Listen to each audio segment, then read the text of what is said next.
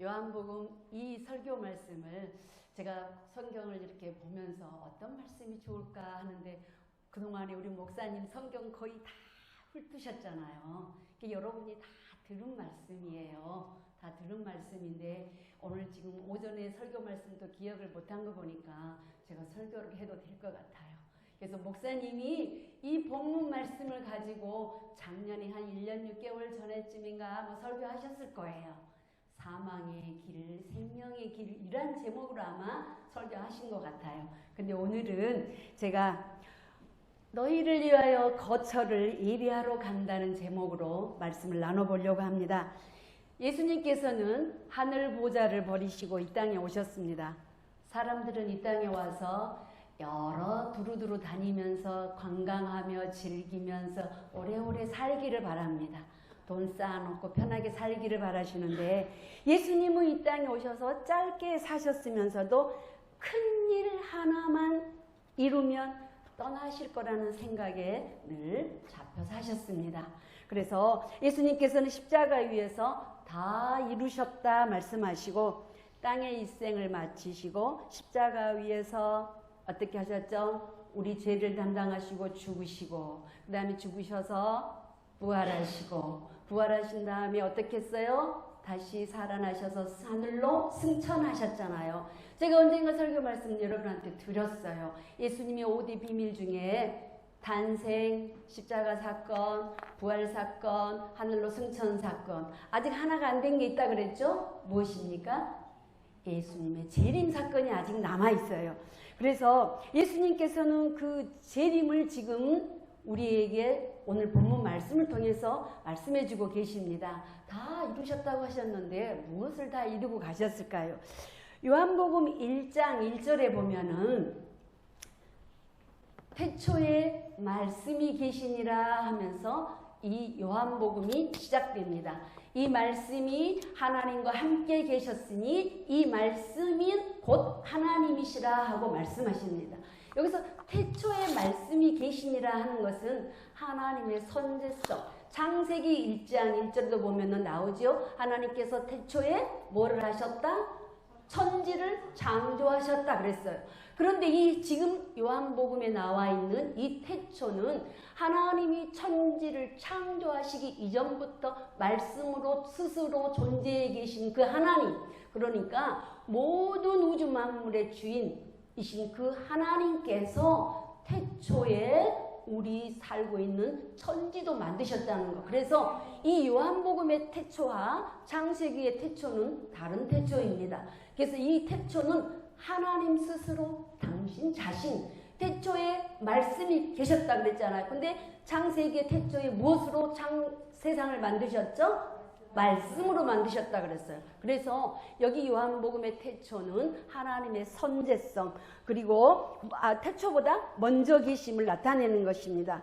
그래서 말씀이 있었다 그랬죠. 말씀이 계시니라. 말씀은 우리가 헬라어로 로고스라고 이야기합니다. 이 말씀은 하나님께서 인간에게 자신을 표현할 수 있고 자신을 나타낼 수 있고 곧 하나님이 인간에게 접근할 수 있는 수단인 것입니다. 곧 하나님 인간에게 접근할 수 있는 수단인데 이 예수님의 말씀이 많이 기록되어 있는 성경의 사복음 있죠. 신약의 처음 시작하는 마태, 마가, 누가, 요한복음이 있어요. 근데 마태, 마가, 누가, 요한복음을 우리가 사복음서라고 얘기합니다. 이 사복음서라고 얘기하는데 마태, 마가, 누가 이 세 가지는 예수님이 이 땅에 오셔서 하신 모든 예수님의 생애와 기사와 표적과 그리고 예수님의 교훈들이 기록되어 있어요. 사복음서에 다 기록되어 있는데 이 세 복음서는 같은 관점으로 바라보고 기록했다 그래서 이 세 복음서를 공관복음이라고도 하는 거예요. 같은 관점에서 바라보고 썼다는 것이죠. 그래서 이 세 복음을 공관복음이라고 하는데 마태는 어떻게 쓰여졌냐 그러면 제일 처음에 마태는 뭐 하죠? 예수님의 계보가 나옵니다. 낳고가 시작되죠. 지금 제가 오늘 성경을 신약 성경을 어떻게 더 재밌게 이게 와닿게 읽을 것인가 하는 것을 알려주는 거예요. 잘 들어보세요. 신약 성경의 이 마태복음은 이스라엘 백성이 대망하던 옛날에 부귀영화를 누렸던 누구 왕 시대죠? 다윗 왕 시대에 가장 솔로몬 왕 시대에 가장 부귀영화를 누렸던 그 시대가 다시 오기를 기다리면서 로마 권력 아래 살 때 힘들고 어려울 때 자기들의 메시아이자 구원의 왕으로 오실 예수님을 생각하고 있다가 예수님이 그분인가 보다 하고 생각한 거예요. 그래서 이 마태가 쓰는 것은 그러한 관점에서 기록을 한 거예요. 마가는 그럼 어떤 관점에서 봤냐 그러면은 이 땅에서 고난받으러 오신 예수님 종의 모습을 표현하고 기록하고 있습니다.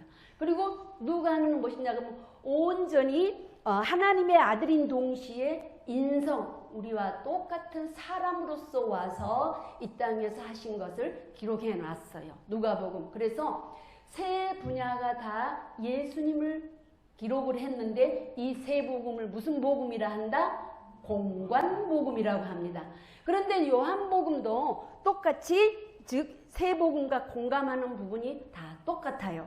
그런데 여기에다 플러스 요한은 자기 자신의 영감과 자신의 믿음과 자신의 신앙과 그리고 이게 어떠한 배경인가 그리고 이게 또 그것뿐이 아니라 어떠한 분명한 목적을 가지고 기록을 해놓은 것입니다. 이 요한복음. 그래서 사복음서 중에 세 개는 공간복음인데 이 요한복음은 더 영적인 부분이 여기에 신학적인 부분까지 이 요한복음에 들어있습니다. 그래서 요한은 이미 하나님이 우리에게 하시고자 하는 의도 전체를 요한은 여기서 기록하고 있고 목적을 기록하고 있고 14장 26절에 보면은 보혜사 성령님에 대해서도 요한은 기록하고 있습니다.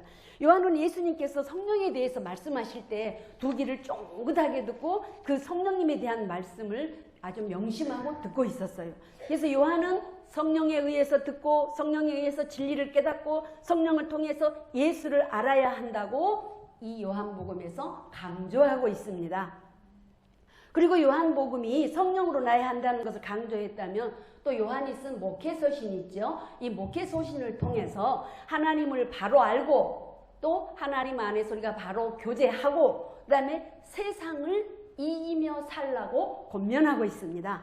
그래서 오늘 우리가 사는 세상을 바라볼 때 지금 우리가 뉴스를 매스컴을 통해서 보면 이 세상이 어때요? 지진 나서 난리죠. 홍수가 나서 난리죠. 모든 걸 홍수가 나서 쓸어버리죠. 또 하와이 쪽에 보니까 화재가 나서 모든 걸 태워버리고 사람도 많이 죽고 또 한쪽에서는 비가 안 와서 가뭄으로 인해서 말라 죽고 타 죽고 또 우리나라에서는 어떤 일이 일어납니까? 사람들의 욕심과 탐욕으로 인해서 속임수로 인해서 건물이 짓다가 무너져서 다치는 경우가 생기고 자기들의 이익을 위해서 이렇게 지금 무시무시한 세상을 사는데 그뿐이 아닙니다. 목사님 계속 말씀하셨죠? 마지막 때에 뭐가 식어진다고요? 사랑이 식어진다고 그러셨어요. 근데 사람과 사람과의 사랑이 식어지고 자기 감정에만 몰두하고 자기 감정에 빠져 있다 보니까 어떻게 되는 거예요? 외국에서는 빠방빠방을 하고 우리나라는 다행히 이게 없어서 아니 그러면 지난번에 목사님 말씀하셨죠. 우리나라도 그런다면 다 이거 들고 나올 거라고. 성질이 또 급하잖아요 우리나라 사람들. 그런데 이거를 들고 찍찍하고 다니니 이제는 지나가는 옆에 사람도 무서워서 우리가 살 수가 없는 지경인 거예요. 이 세상은 이렇게 우리에게 바라볼 때 세상은 참으로 살아내기 어렵고 힘듭니다. 예수님 당시 제자들도 세상을 살아내기 쉽지 않았습니다. 로마의 권력 아래서 이들이 억압받고 살다가 이제 요 성경 말씀 요한복음 14장 이전에 보면은 예수님이 기사와 이적을 베푸셨고 몇천 명을 먹이셨죠?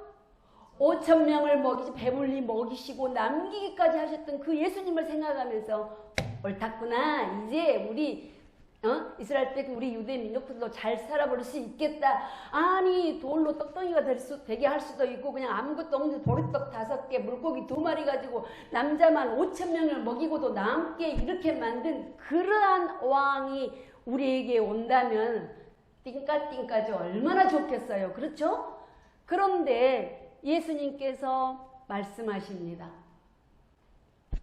너희 중에 누가 나를 배신할 것이다. 예수님이 그전에 마지막 십자가 준비를 하시면서 제자들의 발을 씻겨주시고 음식을 잡수시면서 너네 중에 누가 나를 배신할 것이다. 나는 조금 있으면 떠나갈 것이다.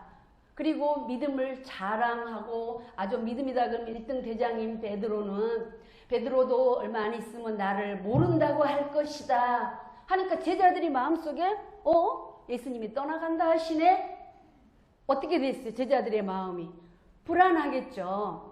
아니 이제는 잘 살아보나 보다 생각하고 예수님만 다니면은 먹고 살 거 걱정 없겠다 생각하고 사는 이때에 예수님이 이런 말씀하시니까 그들에게 굉장히 의기소침한 그런 상황이 된 거예요. 그래서 예수님이 보다 보되 불안에 떠는 제자들에게 용기와 희망을 줄 필요가 있다고 느끼신 예수님께서 본문을 통해서 그들에게 위로와 소망을 주시는 말씀입니다. 2절에 보면은 내 아버지 집에 거할 곳이 많다고 말씀하십니다. 내가 너희를 위하여 거처를 예전 성경의 처소를 어떻게 하러 가신다? 예비하러 가신다고 예수님께서 말씀하십니다. 그래서 예수님께서 이 땅의 일로 심히 근심하며 걱정하고 의기소침해 있는 제자들을 향해서 그들의 시선을 어디로 향하게 해요? 하늘로 향하게 하고 하늘에 소망을 두고 살아가게 하시려고 합니다. 여기서 하나님의 집이란 하나님께서 왕으로 통치하고 계신 어디? 하늘나라 천국을 말씀하고 계십니다. 그곳에선 거할 곳이 많대요. 이 땅에서 우리가 집 걱정하잖아요. 어떻게 하면 집을 사볼까? 어디다 집을 지어볼까? 걱정하시는데 예수님은 거기에 거할 곳이 많다는 거예요. 이 거할 곳이라는 것은 헬라어로 모나이라고 합니다. 근데 이것은 여행 중에 쉴 수 있는 곳, 여행하다가 쉴 수 있는, 옛날에는 그걸 뭐라 그랬죠? 객이 머무는 집, 객사라고 했어요. 객지에서 죽는 죽음이 아니라 객지에서 머물 수 있는 집, 그래서 객사라고 했고, 오늘날 이걸 다른 말로 우리가 비교해 본다면 무엇이죠? 모텔이나 호텔이나. 근데 예수님 당시에도 이렇게 넉넉하지는 않았잖아요. 오늘날 우리가 지금 세상에 보면은 그러한 곳이 우리 눈에 많이 있는 것 같지만은 많은 사람들이 움직일 때는 정작 갈 곳 없잖아요. 이렇게 피서철이면 방 잡기 어렵잖아요. 이런 것처럼 이게 여행 가다가 우리가 여행하고 막 짐 끌고 다니다가 내 쉴 곳 딱 들어가면 어디부터 누워요? 침대부터 벌렁 누워서 와 편하다 하는 그런 곳이 바로 여기에 거할 곳이에요. 그런 걸 나타내는 걸. 우리가 세상 살다가 힘들고 어려서 정말 내 마음이 어디 쉴 곳이 없어. 이럴 때는 어디로 온다? 교회로 오는 거. 이런 것처럼 우리가 인생에 살다가 교회에 와서 쉴 수 있다면 얼마나 좋겠어요. 우리 마음이 쉴 수 있다면. 그래서 지금 여기에도 그러한 표현으로 쓰여져 있습니다. 세상에 자기들의 편견과 시기로 우리 성도들을 거절하고 외면한다 할지라도 우리 하나님께서는 결코 우리들을 거절하지 아니하시고 우리 당신이 찾는 모든 성도들을 받아들여 주신다는 겁니다. 그곳에 우리를 위하여서 처소를 지으러 가셨다는 거예요. 그래서 우리 영원한 안식과 평안이 기다리고 있는 그곳을 너희들이 소망하고 살았으면 좋겠다. 예수님께서 지금 말씀하고 계시는 것입니다. 골로새서 3장 1절에 보면 1절에 3절을 보면은 같이 읽어볼까요? 그러므로 너희가 그리스도와 함께 다시 살리심을 받았으면 위의 것을 찾으라. 거기는 그리스도께서 하나님 우편에 앉아 계시느니라. 아멘. 땅의 것을 생각하지 말라. 이는 너희가 죽었고 너희 생명이 그리스도와 함께 하나님 안에 감추어졌음이라. 아멘. 너희가 하나님과 다시 살리심을 받았으면 이제 땅의 것을 생각하는 것이 아니라 어디에 생각하라? 어디에 소망을 두고 살아라? 하늘에 소망을 두고 살라는 거예요. 이 땅에서 근심, 걱정, 여러 가지 환난 속에 우리가 힘들고 어려운 삶을 살지만은 하나님께서는 소망을 주십니다. 위에를 보고 살아라. 어떤 옛날에 목사님 그러시죠. 사방에 다 우겨쌈을 당해도 열려있는 곳 한 곳이 있다 그러잖아요. 어디에? 하늘이 뚫려 있다는, 하늘을 바라보자, 이렇게 설교하신 목사님들이 옛날에 많이 계셨잖아요. 사방에 우겨쌈을 당한다 할지라도 위에를 쳐다보고 하나님을 바라보고 우리가 소망을 갖고 살자는 거예요. 그래서 너희가 죽었고 너희 생명이 그리스도와 함께 하나님 안에 감추어졌다 그랬는데, 하나님 안에 감추어진 하나님 품속에 예수 그리스도와 함께 우리가 하나님 안에 감추어졌다는 것은 사무엘상 25장에 보면은 아비가일이 다윗의 나중에 부인이 됐던 아비가일이 남편이 나발이라는 남편이 잘못했을 때 다윗 앞에 엎드려서 그럽니다. 당신이 어떤 사람들에게 쫓긴다 할지라도 당신의 지키시는 하나님이 생명싸개 속에 품어주셔서 당신은 괜찮으실 겁니다 한 거예요. 하나님의 생명싸개, 하나님의 품속에 우리를 감추어 주시고, 엄마가 자식을 어떤 위험이 있을 때 품에 안아주신 것처럼 하나님께서 우리를 이렇게 품에 안아주셔서 하나님의 생명싸개로 우리를 감싸주신다는 거예요. 이 땅의 환난과 어려움 속에 여러분이 살아간다 할지라도 하나님께서 이렇게 우리에게 소망을 주고 계십니다. 성도 여러분, 우리의 두 발은 근심 걱정이 많은 이 땅을 딛고 살고 있을지라도 우리 두 눈은 어디를 바라보자? 하늘을 바라보고 소망을 갖고 그분을 생각하면서 사시기를 예수님의 이름으로 축복합니다. 3절에 보면 또 가서 너희를 위하여 거처를 예비하면은 어떻게 하시겠다 그랬어요? 내가 다시 오겠다고 말씀하십니다. 아멘. 다시 오신대요. 그게 뭐죠? 재림. 아까 다 예수님께서 오셔서 다 이루어지고 한 가지 남았다 그랬죠? 재림. 다시 오시겠다고 말씀하십니다. 예수님은 우리들의 선구자로서 십자가의 부활을 통하여 하늘문을 우리에게 활짝 열어주셨고, 우리 성도들이 영원히 거하게 될 복된 처소를 예비하러 가시면서 우리에게 약속을 하십니다. 그러나 우리는 누구예요? 인간이에요. 사람이에요. 막연한 기다림은 참 어려워요. 그죠? 어떠한 기한이 정해졌으면 괜찮은데 기한이 없이 기다림이라는 건 참 어려운 것 같아요. 그래서 제가 예를 하나 들어서 본다면, 아버지가 그렇잖아요. 아버지가 예전에 살기 어려울 때, 우리 연속국에도 그런 거 옛날에 보면 많이 나오잖아요. 살기 어려울 때 내가 서울 가서 돈 많이 벌어서 좋은 집 사놓고 데리러 올게, 조금만 고생하고 있어. 그리고 떠났던 아버지들 많잖아요. 엄마가 돈 벌러 가는 경우도 있고, 아버지가 안 계실 때는 전쟁으로 아버지가 돌아가시거나 그랬을 때 그런 경우들이 있어요. 그리고 너희들 밥 잘 먹고 집 잘 보고 밥 잘 먹고 건강 단디 챙기고 조심해라. 그러고 아버지가 떠나가시면 마음이 편합니까? 그렇잖아요.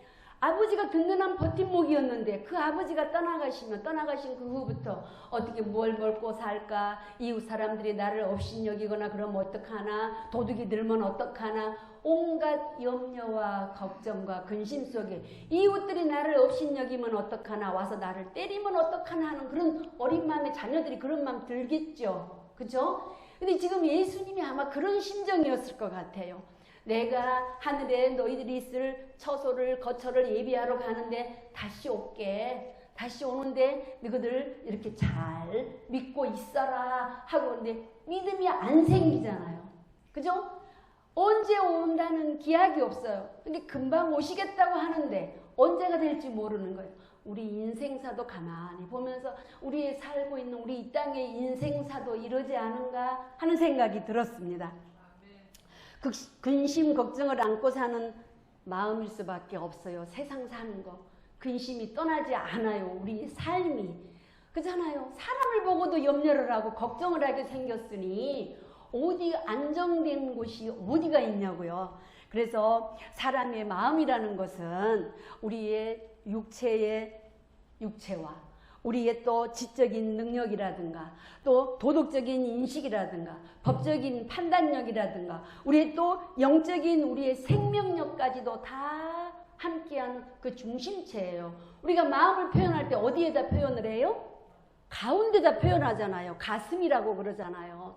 우리의 마음은 그런 거예요. 우리가 그런 걸 판단하는 중심체인데, 그래서 이 마음의 근심이야말로 인간의 영과 육을 동시에 어떻게 해요? 멍들게 하고 의기소침하게 하고 우울하게 만드는 거예요. 우리가 마음 잘못 먹으면, 마음 삐딱하게 먹으면 안 된다는 걸 가르쳐주고 있습니다. 그래서 우리 마음이 이렇게 중요한데, 잠언 15장에 말씀하셨어요.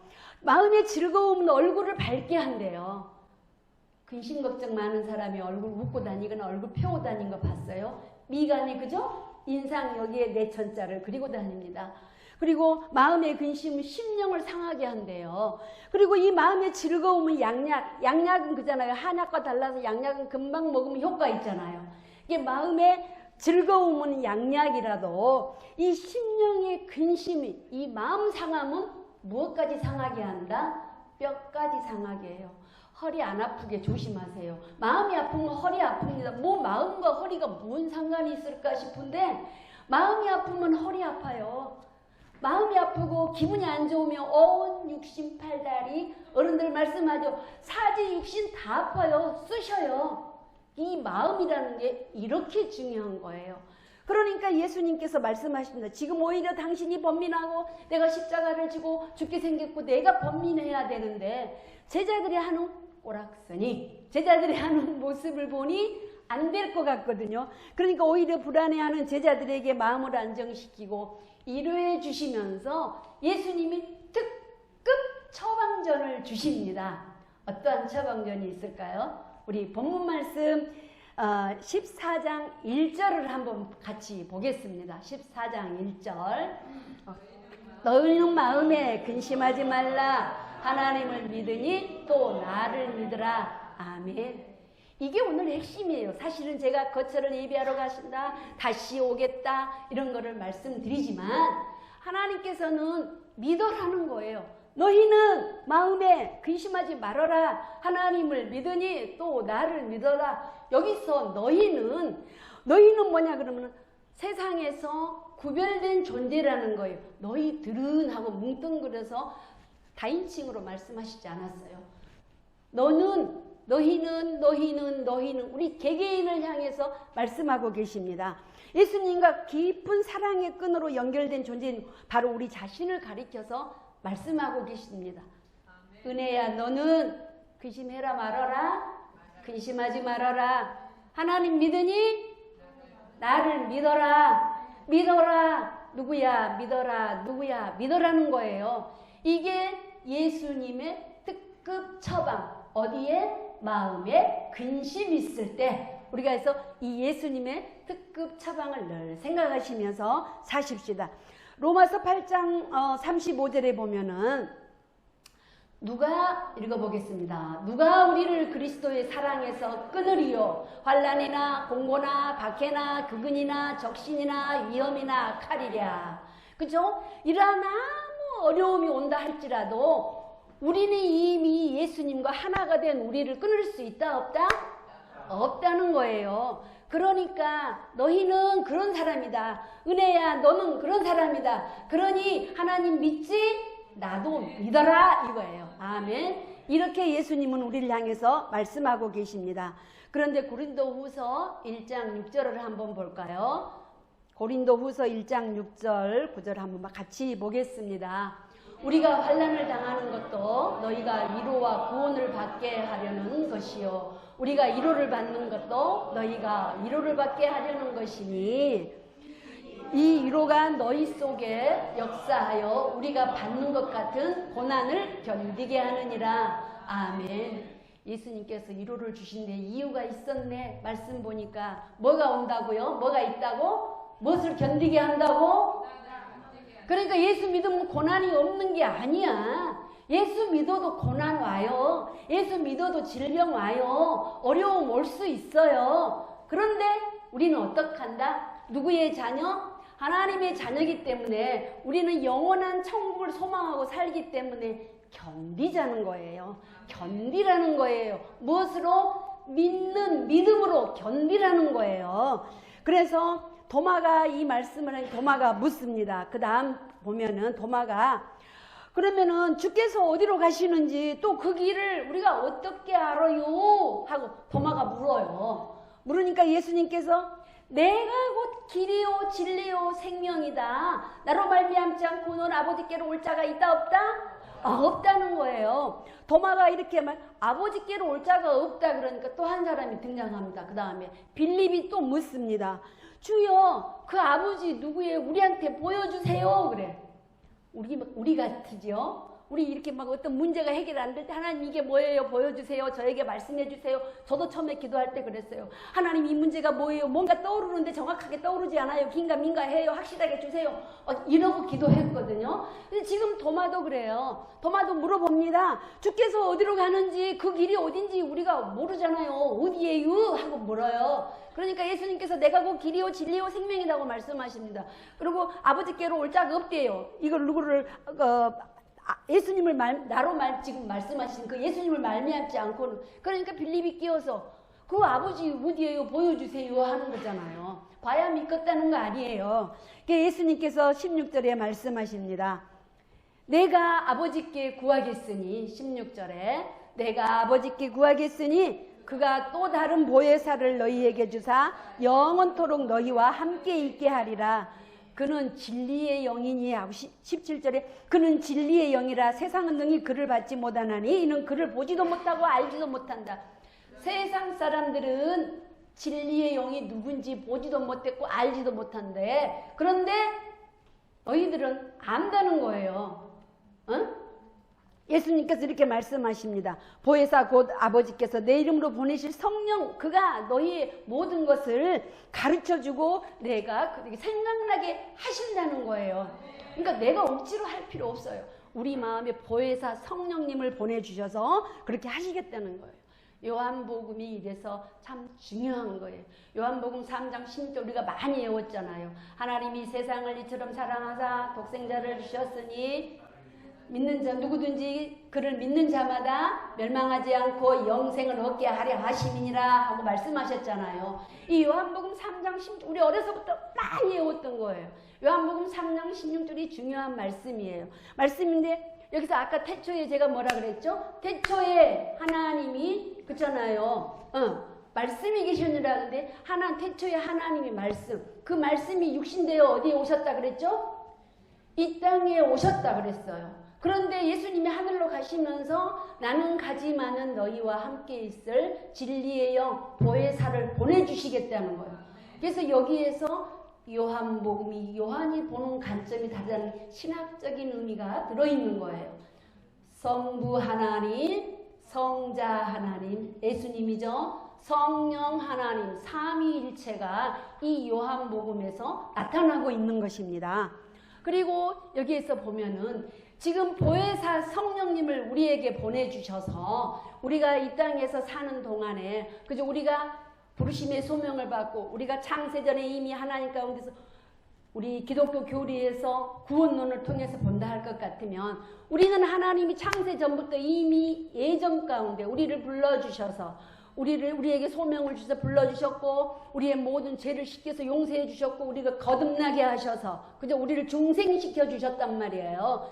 그러면서 우리를 하나님의 자녀로 삼아 주셔서 우리를 천국까지 가는 동안에 이제 우리가 천국 가는 지금 예수 믿고 부름받은 우리 소명받은 다 우리 여기 성도들은 이제 지금 천국을 가는 길에 있잖아요. 이거를 성도의 견인이라고 해요. 그 자동차 뭐 고장나면 삐까 와서 견인차 오잖아요.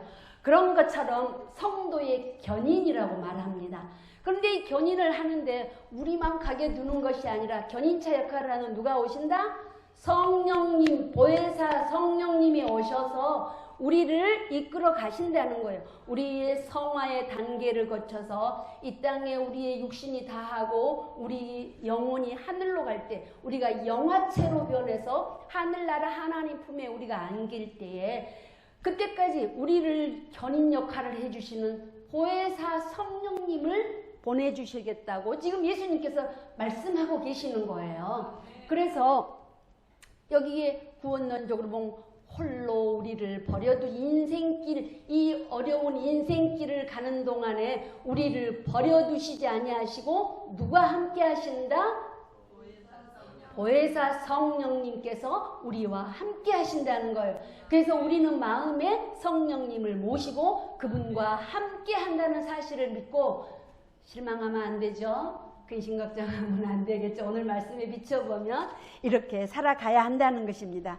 15장 또 5절 그 말씀의 4절에 보면은 내 안에 거하라. 너희 안에 내가 너희 안에 있겠다. 그리고 나는 포도나무다. 너희는 가지다. 나한테 붙어 있어라. 누가 말씀하세요? 예수님께서 지금 이 제자들을 앉혀놓고 제자들이 이렇게 대먹고 하니까 예수님께서 지금 가르쳐주고 계십니다.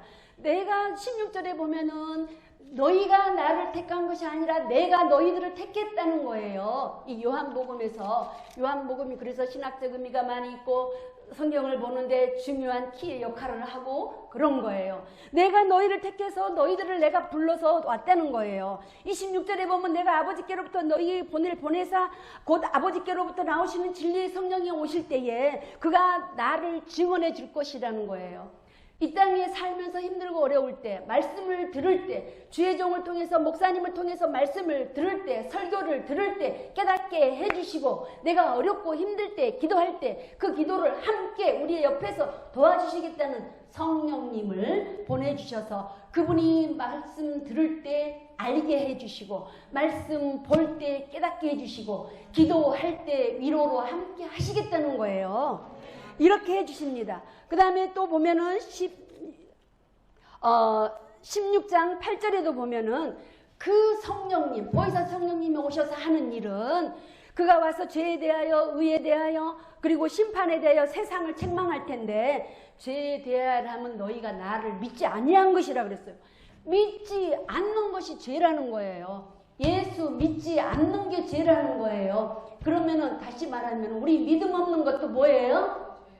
그래 될 수 있어요. 그러니까 예수님께서 뭐 해라? 믿어라. 너희는 하나님을 믿는 것처럼 나도 믿어라. 믿어라. 믿어라. 믿어라예요. 결국은. 그래서 또 24절에 보면은 지금까지는 너희가 내 이름으로 아무것도 구하지 않았지만 이제는 보혜사 성령님이 오셔서 너희와 함께 하신다. 너희가 열매를 많이 맺어야 된다. 이 땅 위에서 너희가 아까 누구라 그랬어요? 내가 포도나무인데 너희는 가지다. 그럼 가지가 있으면 열매를 맺어야 되겠죠? 열매를 맺으려면 어떻게 해야 돼? 너희들이 열매 맺는데 필요한 거 있으면, 교회 생활하는데 열매 맺을 일이 있으면, 어떻게 필요한 게 있으면, 인생 살면서 필요한 게 있으면 어떻게 하라고? 구하라는 거예요. 누구 이름으로? 예수 이름으로 구하라는 거예요. 구하면은 예수님께서 주시겠다고 말씀하고 계십니다. 그래서 이것을 너희에게 33절에 보면 이르는 것은 너희로 내 안에서 평안을 누리게 하고 담대하라는 거예요. 예수님께서 세상을 이기셨기 때문에 너희는 담대하라고 말씀하고 계십니다. 그래서 마음속에 성령님 모시고 하나님의 전인 교회에서 사랑하는 성도들과 우리 교회에서 예수님 중심, 말씀 중심, 기도 중심으로 아름답게 신앙생활 하시기를 바랍니다. 예수님은 우리에게 말씀하셨어요. 여러 가지로 말씀하셨는데 또 보면은 이 성경책, 지금 우리가 보고 있는 이 말씀, 이 성경책을 기록한 목적이 나와 있습니다. 18절에 저기 20장 31절에 보면은 이 책을 기록한 목적, 이 책이 무엇이죠? 성경. 이 성경을 기록한 목적이 나와 있습니다. 오직 이것을 기록하면 너희로 예수께서 하나님의 아들 그리스도이심을 어떻게 한다? 믿게 하려 함이고 또 너희로 믿고 그 이름을 힘입어서 생명을 얻게 하려 하신다고 말씀하고 계십니다. 이 책을 기록한 목적이, 그래서 목사님 말씀 많이 봅시다. 목사님 맨날 설교하시죠? 그죠? 여러분 말씀 생활을 해야 마귀에게 여러분들이 잡히지 않는다는 거예요. 그래서 여러분들이 말씀 중심의 사람으로 거듭나시기를 바랍니다. 제가 말이 너무 빠르죠? 마음이 급합니다. 그래서 너희를 세 번째로 너희를 내 있는 곳으로 와서 있게 하시겠다고 말씀하십니다. 자, 히브리서 11장 16절 한번 볼까요? 그들이 이제는 더 나은 본향을 사모하니, 히브리서 11장 16절에 보면은 그들이 이제는 더 나은 본향을 사모하니 곧 하늘에 있는 것이라. 이러므로 하나님이 그들의 하나님이라 일컬음 받으심을 부끄러워하지 아니하시고, 아멘. 그들을 위하여 한 성을 예비하셨느니라. 아멘. 하나님께서 우리를 이제는 부끄러워하지 아니하신대요. 믿음으로 사는, 아까 그랬죠? 구별된 존재. 너희는, 그쵸? 너희는 아무 근심하지 말라. 하나님을 믿이 또 나를 믿으라 했던 믿음의 자녀들을 하나님께서 어떻게 하신다? 부끄러워하지 아니하신대요. 하나님 말씀대로 살면 하나님께서 우리를 부끄러워하지 아니하시고, 하나님께서 우리를, 그잖아요. 너는 내 것이라 지명하여 불러주신 나를 하나님께서 이렇게 지켜주신다는 것입니다. 우리가 이 땅에서 아무리 잘 살려고 발버둥 치고 노력해도 하나님의 도우심이 없다면은 결코 우리는 이 험한 세상을 살 수가 없습니다. 그리스도인이 된다는 것은 무엇입니까? 예수 믿고 구원받는 거잖아요. 구원받은 이들이 우리 세상에서 작은 이 땅에서 천국을 모형으로 교회를 우리가 이루고 사는 것 아니겠습니까? 우리 평촌양문교회. 목사님께서 그동안 내 성막 보여주셨죠. 이스라엘 백성들이 어떻게 성막을 지었고 무엇으로 지었고 이걸 보여주셨어요. 그래서 먼저 부름받고 직분받은 우리 장로님들, 우리 권사님들, 우리 집사님들 어떻게 해요? 우리 교회를 사랑하십시다. 그죠? 천국을 이루어가는데 무엇이 필요하는지, 하나님의 이 땅의 지상에 있는 천국이라고 표현할 수 있는 하나님의 집, 하나님의 교회를 우리가 아름답게 가꾸어 가는데 무엇이 필요한지 돌아보십시다. 교회는 신랑 되신 예수님께서 처소를 예비해 놓으시고 우리를 영접에 데려가실 때에 우리는 누구예요? 예수님의 신부로서, 그죠? 이 땅에서 믿음의 정도를 지키고 성도 간에 서로 사랑하면서 섬기며 예쁘게 꾸미고 살라는 것 아니겠습니까? 지상성전에서, 그죠? 우리 눈에 보이는 지금 이 땅에 목사님께서 계속 말씀하셨어요. 성소, 성막을 꾸밀 때 어떻게 했다. 여인들의 수종드는 거울, 그 구리로 가지고 거울로 물두멍을 만들었다. 여인들한테는 중요한 게 거울이잖아요. 자기를 비춰볼 수 있는. 다른 거 다 줘도 아마 나 같으면 거울을 못 내줬을 것 같은데 그 거울을 내줬어요, 여인들이. 그리고 이스라엘 백성들이 애굽에서 오랫동안 종살이 하면서 가지고 나왔던 금은 폐물, 이제 가나안 땅으로 가면 집이 있는지 거기 가서 뭘 먹고 살지 모르는 그 시대에 자기들이 가지고 있는 은금 폐물을 성막 짓는데 다 어떻게 했어요? 아낌없이 내놓았어요. 하나님께서 부살레를 통해서 그 성전을 건축하게 하실 때, 지혜를 주셔서 건축하게 하실 때 너무너무 많이 가지고 오니까 나중에는 어떻게 하라 그랬어요? 그만 좀 가져오라 그런다 그랬잖아요. 우리 교회 이런 교회 되면 너무 아름답고 멋지지 않겠어요? 여러분들 그렇게 되기 위해서는 여러분들이 먼저 어떻게 해야 돼요? 복 받으셔야 됩니다. 축복 받으셔야 됩니다. 그래서 이 땅에서 우리가, 그쵸? 그때는 광야 시대에는 성막이었지만 지금 우리가 살 때는 우리 이 교회가 우리 성전이잖아요. 여러분들은 하나님의 전을 위해서 우리 몸된 우리 마음이 우리 하나님의 전이라고 말했어요. 우리의 마음의 전을 위해서, 우리 눈에 보이는 육신의 교회, 우리 하나님의 교회, 하나님의 집을 위해서 얼마나 마음으로 여러분들 신경 쓰시고 기도하시고, 기도하면서 이끌어가시는 목사님을 위해서 얼만큼 기도하고 얼만큼 관심을 갖고 계십니까? 눈 뜨세요, 여러분. 졸려도 할 수 없어요. 제가 오늘 강력하게 하겠습니다. 하나님의 교회를 돌아보고 하나님의 교회를 사랑하십시다. 예수님께서는 우리를 위하여 거처를 마련한다고 이렇게 애가 타는 심정으로, 애가 탄다는 애간장 녹는다 그러잖아요. 애 타는 심정으로 이렇게 지금 제자들에게 이렇게 말씀을 하시면서 너희들이 이렇게 해라 이렇게 해라 하면서 하는데 우리 졸고 있으면 연락되는 예배가 아니에요. 오전에 목사님께서 연락되는 예배 드리자 했잖아요. 좀 많이 하더라도 하나님이 받으시는 연락되는 예배, 우리 교회가 하나님 앞에 연락될 수 있도록 그렇게 우리 관심 갖고 기도하고 서로 돌아보며 사십시다. 데살로니가 4장 16절 한번 띄워주시겠어요? 16절 17절 같이 한 목소리를 크게.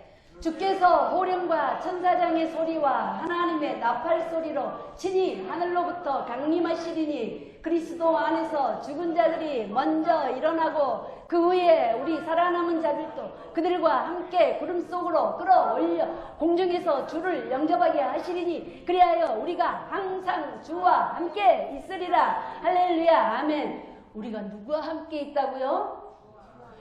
주와 함께 있겠다는 거예요. 신랑 되신 예수께서 오셔서 우리를 공중으로 끌어올려 가실 때 우리는 이 땅에서 어떠한 어려움과 난관이 우리 앞에 가로놓여 있다 할지라도 우리를 능하게 하시며 우리를 어떠한 대가를 치르고도 기필코 우리를 하나님의 품으로 인도하실 그 예수님만을 바라보면서 그분의 재림을 온몸과 마음으로 고대하면서 우리가 소망을 품고 살아야 하겠죠.